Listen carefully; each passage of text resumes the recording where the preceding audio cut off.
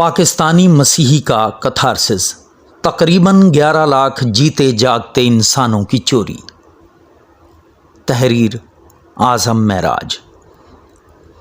عام پاکستانی مسیحوں، ان کی اجتماعی بھلائی کے لیے دن رات کوشاں سیاسی، سماجی اور سیاسی رجحانات رکھنے والے مذہبی ورکروں، درد دل رکھنے والے پاکستانیوں اور پاکستان کی سیاسی و دانشور اشرافیہ کی معلومات کے لیے چند حقائق۔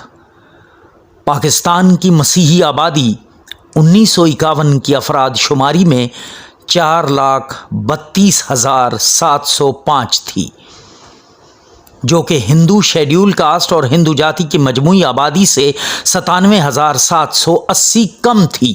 1961 میں مسیحی آبادی 5,83,884 تھی، جو کہ مجموعی ہندو آبادی سے 37,931 کم تھی۔ 1972 میں مسیحی آبادی 9,07,861 تھی، جو آبادی ہندو آبادی سے 7,655 زیادہ تھی۔ 1981 میں مسیحی آبادی 13,10,426 تھی، جو کہ ہندو آبادی سے 34,310 زیادہ تھی۔ 1998 میں مسیحی آبادی 20,92,902 تھی، جو کہ ہندو آبادی سے 3,50,712 کم تھی۔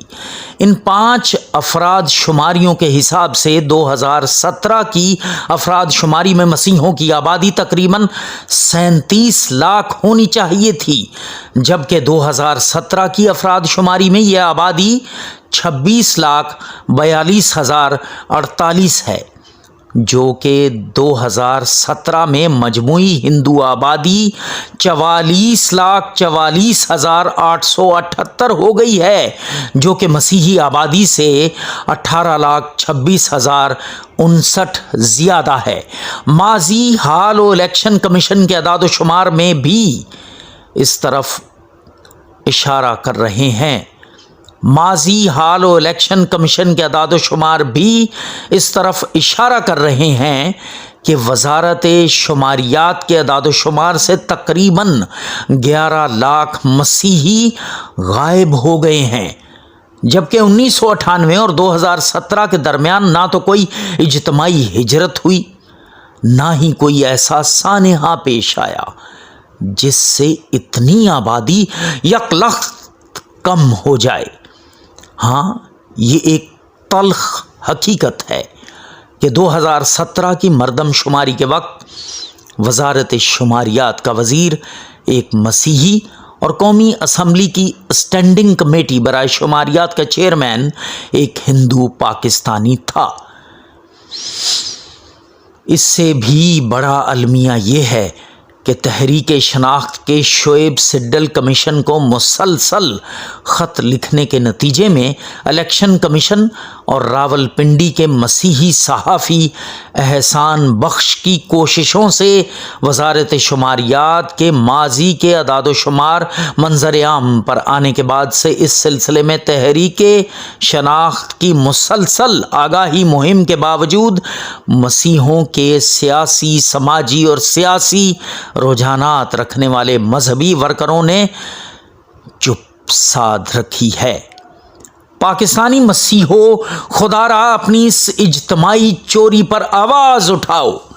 اس واردات کے ذمہ داروں اور اپنے حقوق کے ایوانوں میں پہرے داروں کو احساس دلاؤ کہ تم کیسے محافظ ہو ہمارے حقوق کے، جن کے ہوتے ہوئے ہمارے ہونے کی دلیلیں اور کاغذی ثبوت چوری ہو گئے۔ اور اگر خدا نخواستہ کہیں بقول احمد سلمان کبھی بیعت فروخت کر دی، کبھی فصیلیں فروخت کر دیں، میرے وکیلوں نے میرے ہونے کی سب دلیلیں فروخت کر دیں۔ وہ اپنے سورج تو کیا جلاتے، میرے چراغوں کو بیچ ڈالا۔ فرات اپنے بچا کے رکھے، میری سبیلیں فروخت کر دیں۔ یہ چوری تھی یا لاپرواہی؟ ایوانوں میں مسیحوں کی شناخت پر کسی اور کی پسند پر مسیحوں کے رکھوالے ذمہ دار ہیں۔ لہٰذا یہ آپ کو سیاسی یا سماجی تقریبات میں جہاں ملیں، ان ذمہ داروں، ان کے حواریوں سے شائستگی سے یہ سوال ضرور کریں، خاص کر الیکشن سیزن میں جب یہ اپنی سیاسی جماعتوں کے مالکان یا رہنماؤں کے لیے ووٹ مانگنے آئیں، کہ جب یہ 11 لاکھ جیتے جاگتے انسانوں کو وزارت شماریات کے ریکارڈ سے مٹایا جا رہا تھا تو آپ کدھر تھے؟ وقت احتساب کا، آبادی کے حساب کا۔ تحریک شناخت زندہ باد، پاکستان پائندہ باد۔